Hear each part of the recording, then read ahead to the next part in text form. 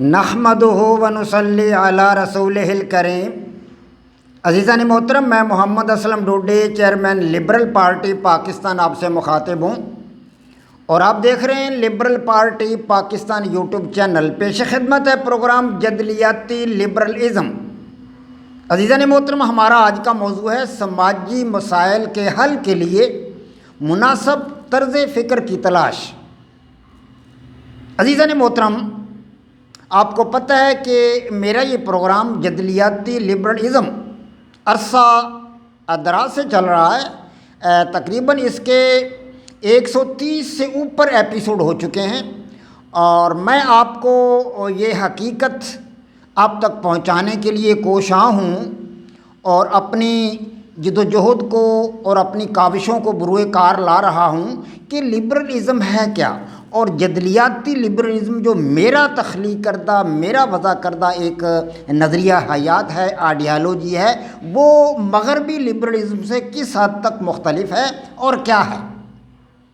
تو میں آپ کو یہ بتانا چاہتا ہوں، اس حقیقت سے آپ کو آگاہی دینا چاہتا ہوں۔ تو اس مقصد کے لیے میں اب تک 130 سے اوپر ایپیسوڈ کر چکا ہوں۔ آج ہمارا 134واں ایپیسوڈ ہے، 133 ایپیسوڈ اس سے پہلے ہو چکے ہیں۔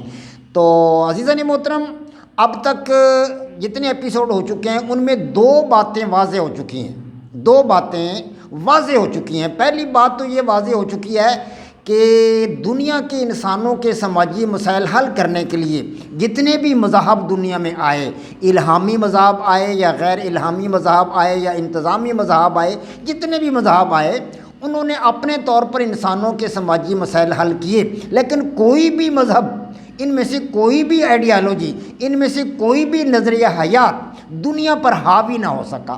پوری دنیا کے انسانوں نے اس کو قبول نہیں کیا، کوئی ایسا نظریہ حیات نہیں ہے۔ حتیٰ کہ اسلام کو بھی آج پوری دنیا نے قبول نہیں کیا۔ آج دنیا کے اندر اسلام بھی ہے، یہودیت ہے، عیسائیت ہے، ہندو مت ہے، بدھ مت ہے، سکھ مت ہے اور دیگر مذاہب ہیں۔ یعنی ان میں سے کسی ایک مذہب کو، اسی طرح انتظامی مذاہب ہے، کیپٹلزم ہے، سوشلزم ہے، کمیونزم ہے، فاشزم ہے، آمریت ہے، آٹوکریسی ہے، تو ان نظاموں میں سے کسی بھی نظام کو پوری دنیا نے قبول نہیں کیا۔ وقتی طور پر کسی ایک نظریہ کو قبول کیا گیا، لیکن کوئی ایسا نظریہ حیات ان میں سے ایسا نہیں ہے، کوئی ایسی آئیڈیالوجی نہیں ہے، کوئی ایسا مذہب نہیں ہے جسے کلی طور پر پوری دنیا نے قبول کر لیا ہو۔ اس لیے ضرورت اس امر کی ہے کہ ایک جدید ترین نظریہ حیات، جدید ترین آئیڈیالوجی دنیا کے سامنے پیش کی جائے، اور وہ ایسا نظریہ حیات ہو، ایسی آئیڈیالوجی ہو جسے دنیا کے تمام الہامی مذاہب بھی قبول کریں، دنیا کے تمام غیر الہامی مذاہب بھی قبول کریں، اور دنیا کے تمام انتظامی مذاہب بھی اسے قبول کریں، اور دنیا کے تمام سیکولر افراد بھی اسے قبول کریں، اور دنیا کے تمام دہریہ افراد جو کسی مذہب کو تسلیم ہی نہیں کرتے سرے سے، جیسا کہ رشیا ہے، چائنا ہے یا دیگر کچھ ممالک ہیں، وہ بھی اس کو قبول کریں۔ ایسا نظریہ حیات چاہیے۔ تو عزیزان محترم، اس قسم کا کوئی نظریہ حیات اگر گھڑ لیا جائے، بنا لیا جائے، تو میرا خیال ہے وہ ناکام ہو جائے گا، کیونکہ اس سے پہلے بھی ہم نے بہت سارے انتظامی نظریات کو دیکھا ہے۔ سوشلزم کو ہم دیکھ چکے، کمیونزم کو ہم دیکھ چکے، سیکولر جمہوریت کو ہم دیکھ چکے، فاشزم کو ہم دیکھ چکے، آٹوکریسی کو ہم دیکھ چکے، بہت سارے انتظامی مذہب کو ہم نے دیکھا ہے، وہ ناکام ہو گئے۔ تو کیا اب کوئی ہم نیا نظریہ حیات گھڑ لیں گے یا بنا لیں گے یا کوئی وضع کر لیں گے تو کیا وہ کامیاب ہو جائے گا؟ ہرگز نہیں ہوگا، ہرگز نہیں ہوگا۔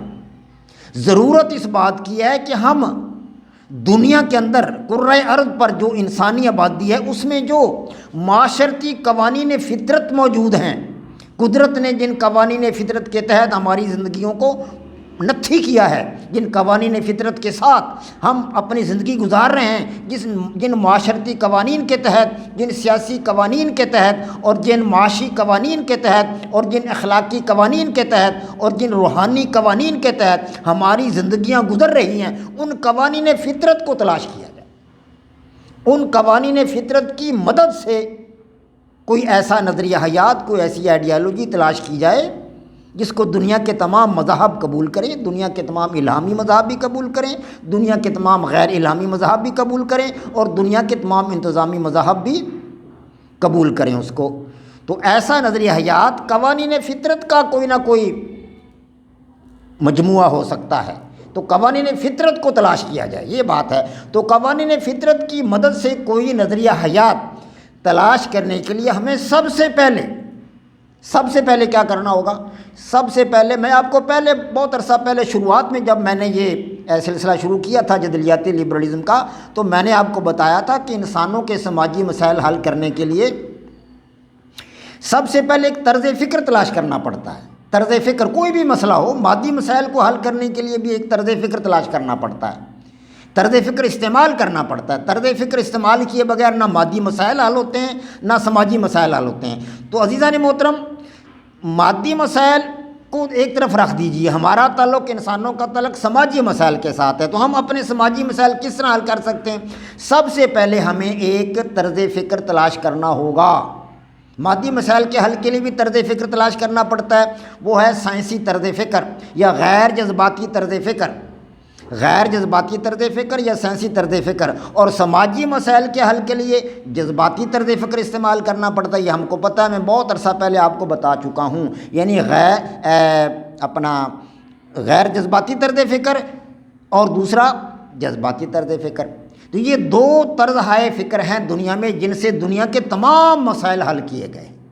مناسب طرز فکر تلاش کرنے کے لیے ہمیں ان سے مدد لینی ہوگی، اور پھر اس کے بعد ہمیں کوئی مناسب طریقہ کار تلاش کرنا ہوگا۔ یعنی سب سے پہلے ہم نے تلاش کرنا ہے مناسب طرز فکر، اور اس کے بعد ہم نے تلاش کرنا ہے مناسب طریقہ کار۔ ایک مناسب طرز فکر اور پھر مناسب طریقہ کار، جب یہ دونوں چیزیں تلاش کر لیں گے تو پھر ہم قوانین فطرت کو تلاش کرنے میں بھی کامیاب ہو جائیں گے۔ اور جب قوانین فطرت ہمیں مل جائیں گے تو ان کی مدد سے ہم کوئی نہ کوئی آئیڈیالوجی ایسی تلاش کرنے میں کامیاب ہو سکتے ہیں جو دنیا کے تمام انسانوں کے سماجی مسائل کو حل کرنے کے لیے باصلاحیت ہو۔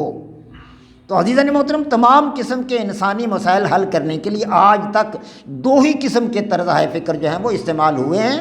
یعنی نمبر ایک غیر جذباتی طرز فکر یا سائنسی طرز فکر، اور نمبر دو جذباتی طرز فکر یا غیر سائنسی طرز فکر جو سماجی مسائل کے حل کے لیے استعمال ہوتا ہے۔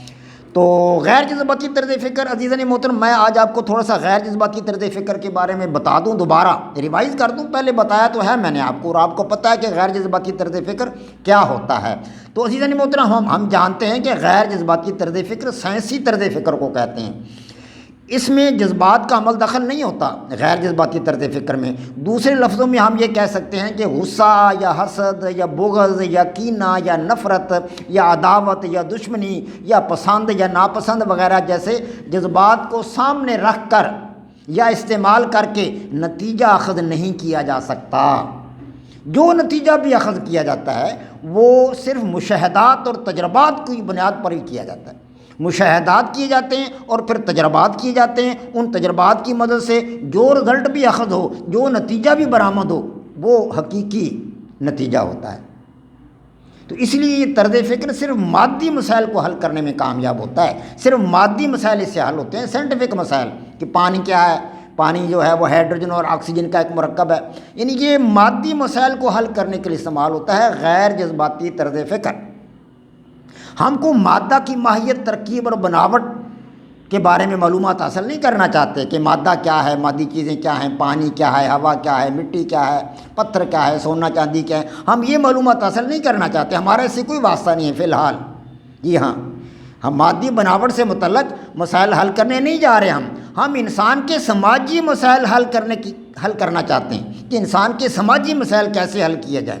اور ہم جانتے ہیں کہ انسان جذبات اور احساسات سے عاری اور خالی نہیں ہے، انسان کے اندر جذبات ہوتے ہیں، اس کے اندر احساسات ہوتے ہیں، یہ جذبات سے بنا ہوا ہے، اور کوئی بھی نتیجہ اخذ کرتے وقت اپنے جذبات و احساسات کو ضرور استعمال کرتا ہے، اور کوئی بھی نتیجہ اخذ کرنے کے لیے اپنے جذبات اور احساسات کو کیسے استعمال کرتا ہے، اس کے لیے میں آپ حضرات کے سامنے ایک مثال پیش کروں گا۔ لیکن آج ایپیسوڈ کچھ لمبا ہو رہا ہے تو آج کی بات یہیں ختم کرتا ہوں۔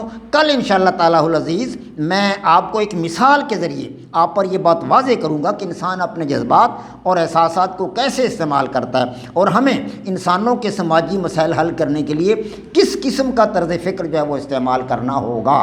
وما علینا الا البلاغ۔ پاک فوج زندہ باد، پاکستان پائندہ باد۔